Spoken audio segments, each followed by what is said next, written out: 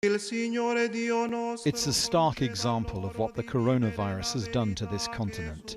The traditional Good Friday papal passion service in Rome, and Pope Francis forced to preside over a ceremony with almost no congregation, because the pandemic continues to kill thousands of people every day.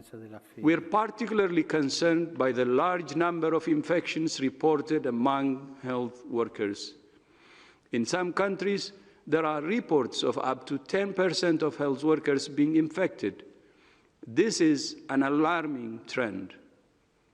When health workers are at risk, we're all at risk. But just as corona targets populations, so it attacks their economies, which is why late on Thursday, EU finance ministers agreed a vast new credit package for those worst affected, fast loans for governments and short-term aid to companies which might otherwise go under.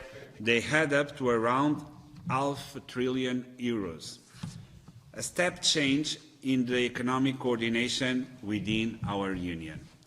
This emergency plan will shield our economic and social fabric as we dive into a recession.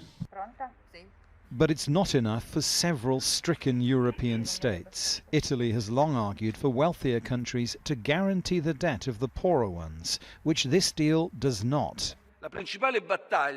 The main battle that Italy must carry on the European tables concerns a fund that must be financed with a real economic sharing of the effort, such as with Eurobonds. Yes, the famous Eurobonds. The fund must have a power proportionate to the numbers and resources that are required by a war economy.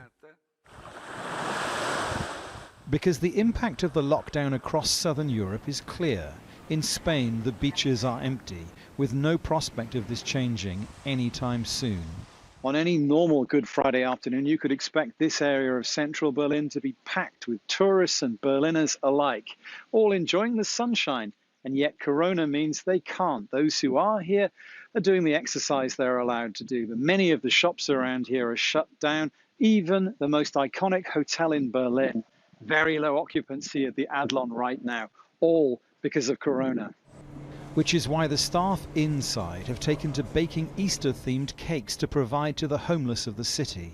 But such gestures alone cannot bring anything but a temporary respite in a pandemic that shows no sign of stopping. Dominic Kane, Al Jazeera, Berlin.